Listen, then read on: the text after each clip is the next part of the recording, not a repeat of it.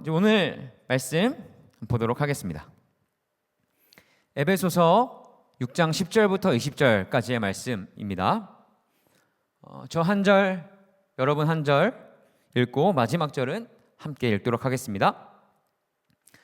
끝으로 너희가 주 안에서와 그 힘의 능력으로 강건하여지고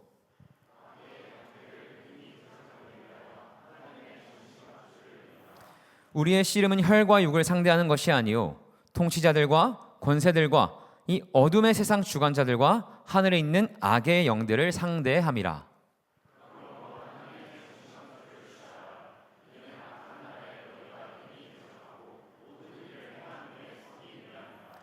그런즉 서서 진리로 너의 허리띠를 띠고 의의 호심경을 붙이고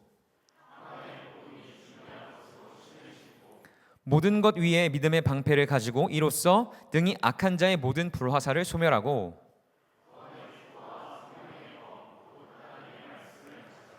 모든 기도와 간구를 하되 항상 성령 안에서 기도하고 이를 위하여 깨어 구하기를 항상 힘쓰며 여러 성도를 위하여 구하라.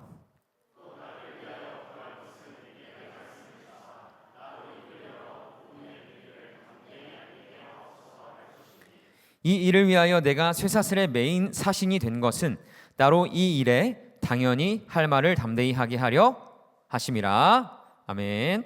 네. 전신갑주 두 번째 시간 의의 호심경에 대해서 함께 나누어 보고자 합니다. 지난주부터 영적 싸움을 위해 우리가 취해야 할 전신갑주에 대해 나누고 있어요. 여러분, 에베소서는 총 6장으로 되어 있는데 1장부터 3장은 우리가 받은 복에 대해서 얘기해요. 우리는 원래 죄로 인해 죽었던, 하나님의 엄중한 진노 앞에 놓였던 진노의 자녀였지만 은혜로 말미암아 예수 그리스도를 통해서 하나님의 자녀가 되었음을 이야기해요. 1장부터 3장은. 그러면 구원을 받은 하나님의 백성, 하나님의 자녀는 그럼 이제 어떻게 살아야 하는가? 구원을 받은 하나님의 백성에게는 어떤 삶이 마땅한가를 이야기하는 것이 4장부터 6장입니다. 어떤 삶이 나타납니까? 어떤 삶을 살아야 합니까? 라는 것 중에 하나가 바로 우리가 영적인 전투에 부르심을 받았다는 것이에요. 영적인 전투는, 그 영적 전쟁은 여러분 우리의 부르심입니다. 그리스도인에게 있어서 영적 전쟁은 내가 원하면 하고 하기 싫으면 하지 않는 그런 취사 선택의 문제가 아니라 마땅한 것이에요. 그래서 우리가 전신갑주를 취해야 한다고 성경은 말씀하고 있는 겁니다. 그래서 오늘은 지난 시간 진리의 허리띠에 이어 우리가 호심경을 입을 차례예요. 호심경은요, 군인의 어떤 흉부, 복부를 지키는 갑옷이거든요. 우리의 생명이 지장에 갈 만한 심장과 어떤 폐, 여러 가지 기관들, 이 몸통을 지켜줘요. 딱딱한 금속이 그 적군의 화살이나 칼로부터 우리의 몸에 상해를 입히지 못하도록 보호하죠. 그런데 의의 호심경을 입으라는 의미는 이 영적으로 의라는 것이 우리의 호심경이 된다는 거예요. 원수의 공격 앞에 의가 우리의 영적인 이 몸통과 기관들을 지켜준다는 의미입니다. 육체적인 허리를 지키고 힘을 내기 위해서 허리띠를 차듯 영적인 전투를 싸우려고 힘을 내기 위하여 영적인 허리를 진리로 묶었다면 영적인 몸통과 그 안의 기관들을 지키기 위해서는 의를 호심경 삼아야 한다는 의미예요. 호심경을 입듯이 의를 우리가 입어야 한다는 것입니다. 그렇다면 이 의가 무엇일까라는 거죠. 많이 들어보셨죠? 우리 의롭게 됐다, 의인이라는 말도 들어봤을 거고 찬양도 참 많잖아요. 많이 듣고 고백했는데 이 의라고 하는 개념이 우리에게 참 모호해요. 근데 결론적으로 말씀을 드리자면요, 이 의라고 하는 것은 하나님 앞에 설 수 있는 기준을 의미합니다. 나 의로워 라고 한다면 나 하나님 앞에 설 수 있어 라는 의미예요. 나 의로워 라고 한다면 나 이제 하나님 앞에 흠없어, 나 하나님께 나아갈 수 있어 라는 뜻입니다. 여러분, 우리는 의로워져야 해요. 그렇지 않으면 우리는 하나님 앞에 나아갈 수 없고 하나님 앞에 설 수 없습니다. 근데 하나님 앞에 설 수 없다는 것은 우리가 죄인이라는 거예요. 그리고 죄인이라는 것은 하나님께 심판을 받는다는 의미입니다. 의롭게 되어야 해요. 그래야 하나님께 나아가고 우리가 생명을 얻을 수 있습니다. 그런데 여러분, 우리는 의롭게 될 수 있어요. 어떻게? 하나님께서 주신 모든 율법을 하나도 빠짐없이 다 지키면 우린 의롭게 될 수 있습니다. 구약의 율법은 한 613가지 정도 됩니다. 그거 다 지키시면 돼요. 그런데 거기에 더해서 신약에 와서 예수님은 마음으로도 율법을 지키라고 하셨거든요. 그렇죠? 지나가는 자매 어디 여성분이 있는데 너무 아름답고 내 스타일이네. 근데 그것을 보고 음욕을 품으면 간음하지 말라는 하나님의 율법을 어긴 것이 된다고 하셨죠. 뿐만이 아니라 내 마음에 안 드는 걔 진짜 내가 막 어떻게 하고 싶어요. 이러면 너 마음으로 살인하지 말라는 율법을 어긴 거라고 하셨잖아요. 이거 다 지킬 수 있을까요? 외적인 행위나 마음으로도 모든 율법을 전부 다 지키면 우리는 의롭게 될 수 있어요. 어떠세요? 여러분 하실 수 있으신가요? 그럼 도전해볼까요? 사순절 기념해서? 여러분, 근데 우리의 무엇이나 어떠함으로 하나님 앞에 설 수 없어요. 성경은 분명하게 얘기합니다. 죄인의 모습으로는 거룩한 하나님 앞에서 심판을 피할 수 없어요. 어떤 노력이나 의지나 결단, 어떤 조건, 스펙으로도 하나님 앞에 의롭게, 그 무엇으로도 하나님 앞에 나아갈 수 없습니다. 그렇게 하나님 앞에 의롭게 되보려고 했던 대표적인 인물이 바로 바울이라는 사람이죠. 그런데 바울이 빌립보서 3장을 보면 자신이 깨달은 것에 대해서 이야기해요. 빌립보서 3장 4절입니다. 그러나 나도 육체를 신뢰할 만하며 만일 누구든지 다른 이가 육체를 신뢰할 것이 있는 줄로 생각하면 나는 더욱 그러하리니. 저는 자신이 없어요. 스펙이나 열심으로 하면 누구한테도 밀리지 않을 자신이 없어요. 바울은 대단했죠. 가말리엘의 문화생, 당시 최고의 학교예요. 그리고 바울은 히브리어, 아람어, 헬라어에도 능통합니다. 다, 전부 다. 공부해보셨어요, 여러분? 헬라어 해보셨어요? 여러분, 세종대왕님 만세예요, 정말. 노벨 문화상의 평화상을 드려야 돼요, 평화상을. 바울은 무려 3개 국어를 합니다. 에베소서를 보면 자기가 막 새로운 단어도 만들어요, 바울은. 뿐만 아니라 종교, 또 도덕의 본보기였죠. 3장 5절부터 6절입니다. 나는 8일 만에 할례를 받고 이스라엘 족속이요 베냐민 지파요 히브리인 중에 히브리인이요 율법으로는 바리새인이요 열심으로는 교회를 박해하고 율법의 의로는 흠이 없는 자라. 그러니까 지금 우리들 어떤 기준이나 우리들의 시대에서 얘기하면, 야, 내가 유아 세례도 받았고 초등부 때는 내가 성경 골든벨 나가서 골든벨도 울렸어. 중고등학생 때는 내가 회장을 한 번도 놓친 적이 없지. 나 3대째 기독교 집안에다가 아버지는 목사님이고 나 신학생인 거 알지? 내가 얼마나 열심히 했는지 알아? 하는 거예요. 바울이 얼마나 열심히 있었어요. 세상적인 조건으로 종교나 도덕적으로도 흠이 없는 거예요. 그 어떤 사람도 바울에게 책 잡을 수 없어요. 그 무엇으로도. 그런데 바울이 어느 날 세상에 대하여 눈이 감기고 예수에 대하여 눈이 떠지자 이런 고백을 합니다. 빌립보서 3장 7절부터 9절이에요.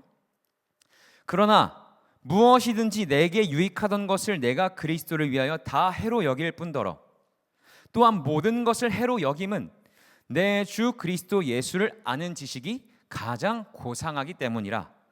내가 그를 위하여 모든 것을 잃어버리고 배설물로 여김은 그리스도를 얻고, 중요해요, 그 안에서 발견되려 함이니 내가 가진 의는 율법에서 난 것이 아니요 오직 그리스도를 믿음으로 말미암아 온 것이니 곧 믿음으로 하나님께로부터 난 의라. 아멘. 이 뜻이에요, 여러분. 그런데 내가 이전에 추구하고 원했던 그것으로는 하나님 앞에 설 수 없더라. 내가 이뤄놓은 그것 가지고는 하나님께 나아갈 수 없더라.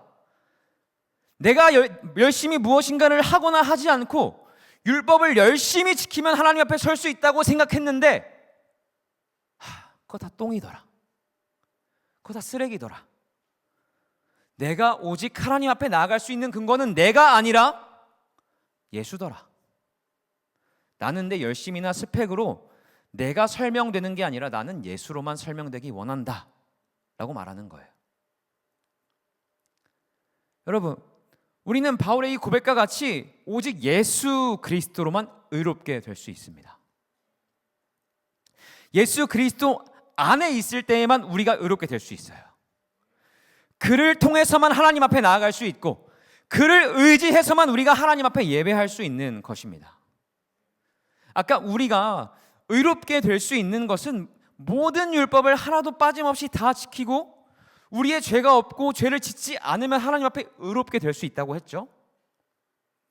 그러니까 여러분, 예수 그리스도를 통해서 예수를 믿음으로 말미암아 의롭게 됐다는 것은요, 흠도 죄도 없으신 그 예수님께서 빠짐없이 지키신 모든 율법과 이루신 모든 것을 내가 한 것으로 여겨주시겠다는 거예요.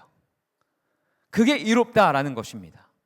죄는 내가 지었기 때문에 내가 십자가에서 처참하게 죽어야 하는데 십자가에서 죽으신 그 죽음을 내가 죽은 것으로 여겨주시겠다라고 하는 것이 의롭다라고 하는 것입니다. 창세기를 보면 에서와 야곱의 이야기가 나오죠. 이 성경의 설명을 보면 에서는 붉고 몸이 털옷 같았대요. 털옷. 그러니까 만져보면 이게 사람이야 동물이야 할 정도로 털이 수북했던 사람이 에서였습니다. 그에 반해 우리 야곱은 아주 조용하고요, 털도 없이 매끈한 사람이었어요. 야곱은 집에서 혼자 심심해서 요리를 하고 있는데 에서가 들판에 나가서 사냥을 하고 온 거예요. 아주 더운 지역이잖아요. 그 더운 곳에서 사냥을 하고 오면 얼마나 힘들고 지쳐요. 그런데 돌아오니까 마침 야곱이 요리를 했네요. 야, 나 피곤하고 배고프니까 나 그거 한 입만 줘. 원래 동생이 끓인 라면이 맛있죠. 야곱은 그때를 놓치지 않았어. 아주 약삭 발랐어요. 형, 그거 줄게. 내가 만든 거 줄게. 그런데 내가 이거 주면 장자의 명분 나한테 팔아. 형, 그거 나한테 팔아. 내가 줄게. 그런데 에서는 그 장자의 명분을 귀하게 여기지 않았죠. 야곱이 준 팥죽 한 그릇에 장자의 명분을 홀랑 팔아버립니다. 그러다가 이제 여러분, 야곱과 에서의 아버지가 누구죠? 이삭이죠. 그렇죠? 이삭이에요. 이삭. 아브라함 아니에요? 이삭이 죽을 때가 되어서 우리 아들들한테 축복기도 하고 가야겠다 해가지고 에서를 부릅니다. 야, 에서야, 너가 저번에 사냥해서 나 만들어줬던 요리 그거 있잖아. 그거 너무 맛있더라. 그거 사냥해서 갖고 오면 내가 너 축복기도 해줄게. 그러니까 얼른 다녀와. 그런데 그 이야기를 그 이삭의 아내 리브가가 몰래 들어요. 그리고 야곱을 부릅니다. 야, 야곱아, 너 얼른 내가 요리 만들어서 줄 테니까 아버지한테 가서 네가 형 대신 축복기도 받아. 그 이야기를 듣고 야곱은 이야기하죠. 아니 어머니, 형은 털이 북실북실하고 저는 이렇게 매끈매끈한데 아버지가 눈이 어두워지셔도 그렇지, 아무리 나이가 많으셔도 그렇지 저 큰일 나요. 야곱은 한 번 거절해요. 그리고 리브가는 그래도 얘기하죠. 야, 아니다. 염소 가죽을 목이랑 여기 손목에 감아줄게. 그러고 정말 그 요리를 가지고 갔어요, 이삭한테. 몸은 야곱인데 염소 가죽으로 덧입고 이삭에게 간 거예요. 이삭이 어떻게 해요? 이렇게 만져보더니 목소리는 분명히 야곱 같은데 만져보니까 에서 같네? 이삭이 바보입니까? 아무리 눈이 어두워져도 그렇지 이삭은 야곱을 에서로 여겨준 거예요. 여러분, 이게 은혜입니다. 아직 우리는 부족하고 연약하고 죄인이지만 예수 그리스도로 옷을 입은 우리를 하나님 앞에 흠도 죄도 없는 예수님처럼 우리를 여겨주신다는 거예요. 마음 깊은 곳까지 감찰하시는 하나님께서 우리가 예수 그리스도를 믿으면 그 믿음으로 말미암아 의롭다, 너 나한테 올 수 있어 하시는 거예요. 그 앞에 우리는 저 율법 다 못 지켰는데요? 그럼 하나님 말씀하세요. 아니야, 너 율법 다 지켰어. 아니요, 저 아직 죄인인데요? 저 죽어야 마땅한데요? 아닌데? 너 이미 죄값을 치렀는데? 라고 하나님이 우리한테 말씀하신다고요. 예수 그리스도가 우리의 하나님 앞에 서 있을 수 있는 근거가 되시는 거예요. 그래서 우리는 예수 안에 있어야 합니다. 예수 안에서만 발견되어야 하는 것이에요. 근데 여러분, 말씀을 보면 예수님은 우리가 예수님 안에 있어야 한다고도 말씀하셨지만 우리 안에도 예수님이 있어야 한다고 말씀하셨거든요. 내가 그 안에, 그가 내 안에 거해야 한다고 말씀하셨어요. 우리는 의로 감싸져 있지만 우리의 내면, 우리의 속사람도 의로워져야 한다는 것이에요. 하나님은 빛이시며 우리 마음 깊은 모든 곳을 감찰하시기 때문입니다. 하나님의 표준과 선의 기준은 절대적이기 때문에 우리의 모든 것이 의로워져야 하는 거예요. 근데 제가 이것을 여러분과 어떻게 나눌까 고민하다가 군대 갔을 때가 생각이 났어요. 군대 얘기 싫어하시는 분들 죄송합니다. 입대 하루 전날에 머리를 밀었는데 사실 그때도 실감이 나지 않아요. 제가 그 입대 전날의 사진을, 아직 표정이 밝죠? 저 때까지도 실감이 나지 않았어요. 왜 찍지 마세요. 찍지 마세요. 표정이 좋죠? 넘겨주세요. 제목으로. 훈련소까지 가는 길에도 너무 잘 잤어요. 실감이 안 났으니까. 그리고 훈련소 앞에서 마지막 점심을 먹을 때도 아쉬운 게 없으니까 불고기도 남기고요, 콜라도 남겼어요. 콜라도. 그런데 제가 언제 나 이제 진짜 군인이구나, 진짜 여기서 내가 2년을 있어야 되는구나를 실감했냐면, 맨 처음 가면은 이제 군복을 다 받고 밖에서 입고 온 옷들을 사진 있거든요. 쪼런 박스에다가 제가 공군이라 공군 박스 준비했어요. 이런 박스에 담아서 내 모든 옷을 담아서 집으로 보내요. 그러니까 밖에서 갖고 온 모든 흔적들은 사라지고 새로운 신분에 맞는 옷을 입게 됐을 때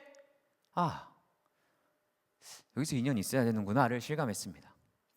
행정적으로도 이제 외형적으로도 군인이에요.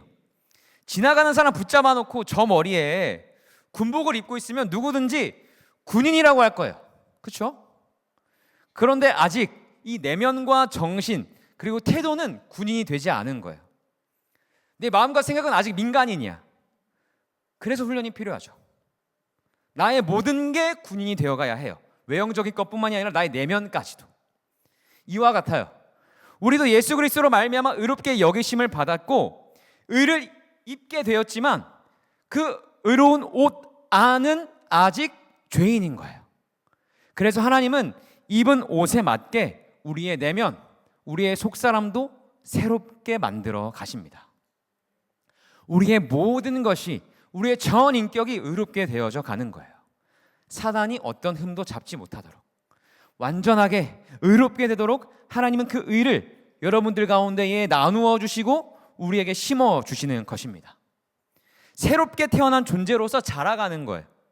하나님 앞에 설 수 없던 우리는 그리스도를 믿는 믿음으로 의롭게 여기심을 받고 의롭게 되어져 가는 것입니다. 이제는 나의 모든 근거와 이유와 기초가 내가 아니라 예수님이 되는 겁니다. 그리고 내가 점점점 예수 그리스도를 닮아가는 거예요. 어디까지? 그리스도의 장성한 분량까지. 세 번역으로는 그리스도의 충만하심의 경지에까지 우리는 자라게 됩니다. 여기까지. 우리는 의로워져야 하는데 우리의 힘으로는 할 수 없다.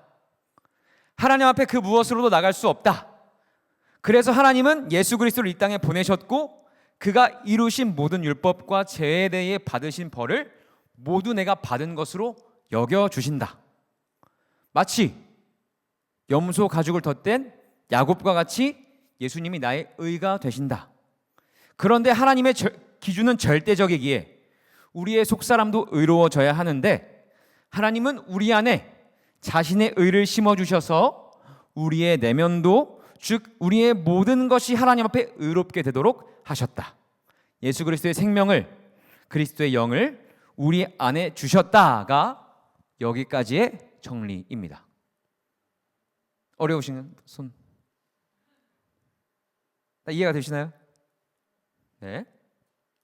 자, 그러면 이제 이 의가 우리의 호심경이 되는데, 의가 지키는 우리의 영적인 심장과 폐, 내장 기관들은 무엇을 의미하냐는 거예요. 영적인 그 기관들 무슨 의미냐는 거죠. 바울 당시 고대 사람들은 지금과는 조금 다른 이 몸의 기관에 대한 개념을 갖고 있었어요.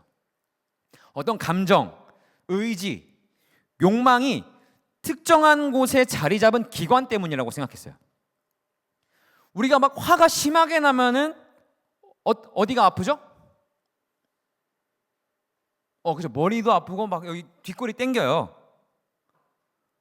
너무 사랑하던 사람과 헤어졌어요. 그럼 어때요? 여기 막 어디 막 잘 알 수 없는 어느 곳이 막 칼로 푹 찌른 듯 아프시잖아요. 그래서 고대 사람들은 무엇인가를 느끼면 거기에 있는 기관에 문제가 있구나라고 여겼어요. 그러니까 바울이 의의 호심경을 입으라는 의미는요, 우리의 영적인 전투에 있어서 마음, 감정, 어떤 욕망이나 의지를 지키는 것이 너무나 중요하다는 의미를 내포하고 있는 거예요. 여러분, 마음을 지키는 게 너무나 중요합니다. 의를 호심경 삼아 여러분의 마음을 지키십시오. 제가 한 교회를 빌려서 수련회를 하고 있는 중이었어요. 그런데 거기 목사님께서 이미 이전에 부탁을 하셨어요. 주변에 아파트도 좀 있고 주거지역도 좀 붙어 있으니까 밤늦게는 좀 큰 소리 좀 내지 말아 달라. 근데 여러분, 수련회가 어떻게 마음대로 돼요? 그렇죠? 10시 좀 넘었을까요? 한창 막 기도를 하다가 화장실로 가는데 한 청년이 굉장히 막 억울하고 당황스럽고 속상한 표정으로 올라오는 거예요. 제가 왜 그러냐 물으니까 목사님한테 혼났다는 거야. 당장 그만하라고. 뭐 하는 거냐고. 근데 목사님 입장에서는 그러실 수 있잖아요. 그렇죠? 그런데 제가 그 이야기를 듣는 순간 마음속에 분노가 생기는 거예요. 아니, 우리가 지금 노는 것도 아니고 예배 드린다는데 애를 혼내? 그러니까 지금 막 여기서 얘기할 수도 없을 민망할 만큼 그런 악한 생각들과 쓴말이 막 화수분처럼 쏟아져 나오는 거예요. 근데 그렇게 다시 돌아가서 기도가 되고 찬양이 됐을까요? 막 화도 가라앉지 않고요, 그 분노와 쓴말을 내뱉은 제 모습에 실망을 하니까 집중도 안 돼요. 나중에 그때를 생각해 보니 너무 과하게 반응해서 영적인 일에, 그 예배에 집중하지 못하게 된 저를 보면서 이거 원수의 공격이구나를 알았어요. 그래서 때로 사단은 우리가 은혜의 자리에 가지 못하도록, 내가 하나님께 온전히 집중하지 못하도록, 영적인 일들에 우리가 관심을 두지 못하도록 공격할 때가 있습니다. 여러분, 전부는 아니에요. 전부는 예배 안 드리고 내가 마음에 드는 사람 쳐다만 보고 있는 게 어떻게 사단의 공격이에요? 그거 사단의 공격 아닙니다. 내가 예배 시간에 그냥 계속 핸드폰만 쳐다보고 있는 게 어떻게 사단의 공격이에요? 그건 걔도 억울해요. 그건 걔 공격 아니에요. 그런 사람은 신경도 안 써요. 원수 입장에서 굳이 내가 힘 들이지 않아도 알아서 잘 해주는데 뭐하러 거기 힘써요? 원수는 우리가 하나님께 나아가려고 할 때, 생명에 점점점 더 가까워지려고 할 때, 우리가 영적인 것에 관심을 가지려고 할 때 방해할 거예요. 사단은 너네 눈에 보이는 게 다야 라고 얘기할 겁니다. 사단은 우리 앞에 막 너무 무섭고 막 시뻘겋고 뿔 달리고 삼지창 튼 모습으로 나타나지 않아요. 그렇게 나타나면 우리는 모든 관심을 거기에 쏟을걸요? 사단은 아예 관심이 없게 만들죠. 그런데 여러분, 이것보다 더 교묘한 사단의 공격은요, 내가 하나님께 나아갈 수 있는 근거를 계속해서 예수님이 아니라 나에게 두도록 만드는 데 있습니다. 좀 더 고도화된 전략이죠. 그러니까 예를 들어 이런 거예요. 우리가 예수님을 인격적으로 만나게 되면 기쁨이 있어요. 자유함이 있고 복음을 믿게 되면 벅차는, 와, 이 은혜를 나에게 주셨다고 막 이런 벅차는 감정들이 생겨요. 혹은 기도를 하고 예배를 드리다가 뭐 신기하고 좀 특별한 영적인 경험을 하기도 합니다. 눈물을 흘린다거나 영적인 체험을 한다거나. 그런데 여러분들이 느낀 감정이 일평생 지속되세요? 혹시 되시는 분? 없죠? 아니면 경험이나 체험들이 매 순간마다 매번 기도하고 매주 예배를 드릴 때마다 경험되어집니까? 아니요, 여러분. 감정은 영원하지 못합니다. 오늘 느낀 감정은 내일이면 변한다고요. 특별한 경험도 매번 있지 않아요. 그러면서 시간이 지나면 메마르고 식어가는 우리의 마음을 발견하게 되죠. 내가 그때 느꼈던 그 감정이 지금은 없네. 이때 사단이 공격해요. 뭐야? 너 그때 느꼈던 그거 못 느끼네? 사단은 딱 이 정도까지만 합니다. 사단은 선악과를 막 입에 쑤셔 넣거나 또 선악과 먹어가 아니라 너 하나님 진짜 선악과 먹지 말래? 라고 공격하거든요. 너 못 느끼네? 그러면 아직 의의 흉배를 갖추지 못한 사람은 거기에 흔들리는 거예요. 아, 그렇네. 내가 그땐 그런 감정을 느꼈는데 지금은 아무렇지 않네. 나 정말 그리스도인 맞나? 나의 감정에 집중하게 만들죠. 내가 느끼는 것으로 내가 그리스도인인지 아닌지를 의심하게 만들어요. 너 저번에 기도하고 예배 드릴 땐 이런 거 저런 거 경험했는데 지금은 못하네? 그렇네. 생각해보니까 왜 지금은 아무런 경험이나 기적이 없지? 나 그리스도인 맞나? 나 하나님의 자녀가 맞나? 하는 거예요. 아니요, 여러분. 우리는 이 공격 앞에 의의 흉배를 입어야 합니다. 우리가 그리스도인이 된 것, 우리가 하나님의 자녀가 되는 것은요, 우리가 무엇을 느끼거나 느끼지 않거나 무엇을 경험하거나 경험하지 않거나 나에게 달린 것이 아니라 예수 그리스도로 말미암아 되어지는 것입니다. 여러분, 감정이나 의의 흉배를 입지 말고, 감정이나 경험의 흉배를 입지 말고 의의 흉배를 입으시길 바랍니다. 그런데 임상적으로 또 경험적으로 그 어떤 공격보다 우리는 이 공격에 가장 취약한 것 같아요. 이미 당한 사람이 한둘이 아니에요. 아주 정확하고 치명적이죠. 뭐냐면 우리가 하나님 앞에 죄를 지으면 원수는 아주 빠르고 정확하게 우리에게 정죄의 화살을 쏠 겁니다. 여러분에게. 너 바로 쏠 거예요. 탁탁.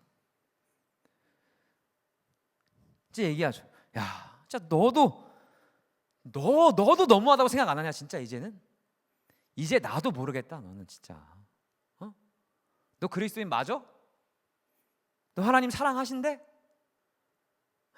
나도 너는 모르겠다. 라고 말할 때 처참히 무너지는 그리스도인들이 얼마나 많은지 알아요? 하나님의 말씀보다 원수의 속삭임에 더 귀를 기울여요.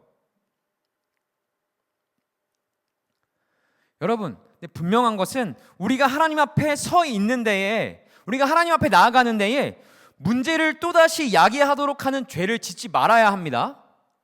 틈을 주지 마세요, 여러분. 그런데 여러분, 하나님의 자녀가 짓는 죄, 하나님께서 택하셔서 구원하신 백성이 그 앞에 죄를 지으면 하나님에게서 끊어질까요?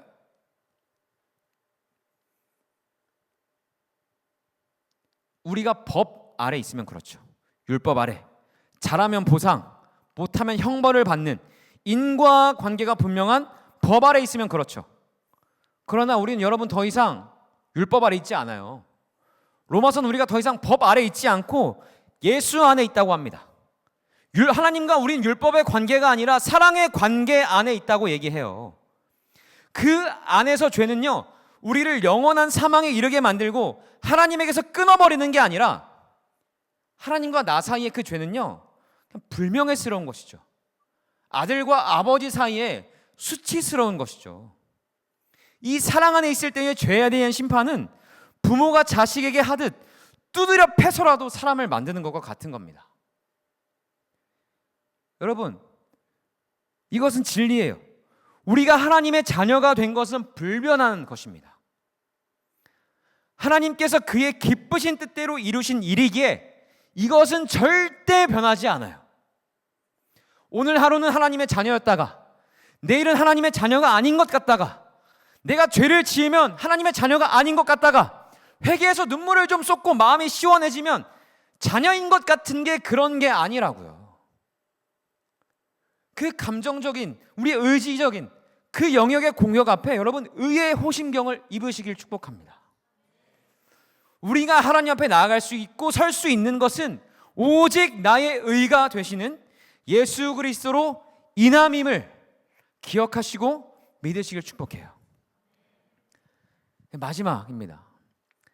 특별히 묵상을 하다가 이런 묵상을 하게 됐어요. 우리는 분명히 예수 그리스도 때문에 여기 앉아 있을 수 있고 그 피 때문에 우리가 이렇게 예배를 드릴 수 있게 됐는데 왜 여기까지 와서 서로를 비교하고 판단하지? 다 같은 의의 호심경을 입고 있는데 다 같은 의의 옷을 입는데 왜 제 거랑 내 거랑 계속 비교하고 있지? 여러분, 계속 군대 이야기해서 죄송한데요, 다 같은 군복을 입고 있는 군인이 와, 제 거는 되게 재질이 더 좋아 보여, 좀 더 따뜻한 것 같은데? 그러나요? 군필자 형제님들? 그러니까 계급장, 공수부대 막 뭐 그런 거 다 떼고요. 여러분, 하나님의 전신갑주에는 계급장이 없습니다. 우리에겐 예수라는 대장만 있을 뿐이에요. 그런데 여기까지 올라와서도 예수를 벗어버리고 의를 벗어버리고 또 다시 내가 잘하는 것, 내가 이룬 것으로 옷을 입고 그 옷을 자랑하려고 한다니까요. 내가 이룬 것이, 내가 하고 있는 것이, 내가 입은 옷이 내 의가 제 거보다 낫네 하면서 남보다 우위에 입고 싶어 해요. 그 반대로 나는 쟤보다 못하네, 내 옷은 제 옷보다 못한 거 같네, 나는 안 되는구나 하면서 자신을 깎아내려요. 아닙니다. 하나님의 군사로 부르심을 받은 여러분은 의의 호심경을 입어야 하며 이미 입은 자들입니다. 다른 것을 여러분의 자랑 삼지 마십시오. 바울이 얘기하잖아요. 그거 다 똥이라고. 예수 그리스도라는 하나님께로부터 난 의에 비하면, 아니 비교할 것도 못 되지만 다 쓰레기라고요. 세상에서 아무리 빛나고 좋아 보이는 것들도 영적으로는 우리가 똥을 뒤집어 쓰고 있는 것과 진배 없다고 얘기하잖아요. 교회에서 하나님 앞에서 의의 흉배를 입고서 비교와 판단을 그만하십시오. 계속 자기 의를 내세우면서 남을 한심하게 여기지 마세요. 우리는 다 같은 옷을 입은 하나님 나라의 백성입니다. 우리는 가장 튼튼하고 견고한 의를 호심경으로 받은 하나님 나라의 군사인 것이에요. 우리는 그 옷을 입고 있기 때문에 넉넉히 이길 수 있습니다. 두려워하지 마세요, 여러분. 원수는 우리를 공격할 수는 있어요. 그러나 우리를 소유할 수는 없습니다. 하나님께서 여러분들을 이미 소유하셨기 때문에 원수는 여러분을 하나님께서 뺏어갈 수 없어요. 그토록 강하고 용맹스러운 존재가 바로 우리입니다. 마지막이에요. 혹시 반주와 싱어분들 등단 부탁드립니다. 마태복음을 보면 베드로의 그 엄청난 고백 뒤에 예수님께서 이런 말씀을 하세요. 마태복음 16장 18절입니다. 또 내가 내게 이르노니 너는 베드로라, 내가 이 반석 위에 내 교회를 세우리니 음부의 권세가 이기지 못하리라. 아멘. 여러분, 영어로 이 말씀을 보면요, 음부의 권세가 Gates of Hell 이라고 번역되어 있습니다. 그래서 지옥의 문이 이기지 못하리라? 그러니까 이 번역은 우리로 하여금 우리는 맨날 맞고만 있고 그 원수들이 공격하는데 우리를 쓰러뜨리지만 못한다는 것처럼 보여요. 그러니까 우리 맨날 맞고 있는 것처럼만 보여지는 것 같아요. 그러나 이것을 헬라어 원어로 보면 이걸 어떻게 번역하냐면 지옥의 문이 버티지 못할 것이다, 지옥의 문을 압도할 것이다 라고 번역합니다. 청년 여러분, 우리는 이런 존재예요. 교회는 이런 곳이에요. 예수님은 제자들 보고 야 너네 제발 빛 좀 되라, 빛 좀, 소금 좀 되라 고 하지 않고 너넨 빛이다, 너넨 소금이다 라고 말씀하셨다고요. 그 존재 자체가 빛이고 소금이라고 말씀하셨다고요.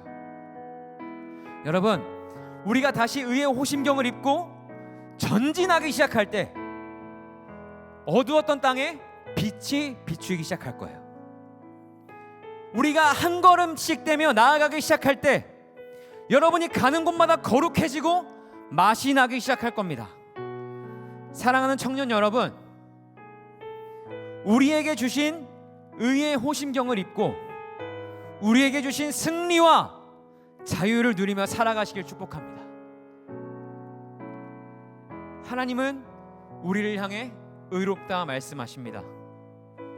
또한 하나님은 우리를 완전히 의롭게 만들어 가십니다. 우린 이제 예수로 말미암아 하나님을 마땅히 아버지라 부를 수 있게 된 것이에요. 당당하게 하나님 앞에 걸어갈 수 있게 된 것입니다. 이제 여러분의 삶을 통해서 예수님의 모습이 보여지게 될 것이에요. 우리 함께 이제 이 예수 그리스도를 의지하여 기쁘게 하나님을 예배하고 찬양하며 하나님께 나아가십시다.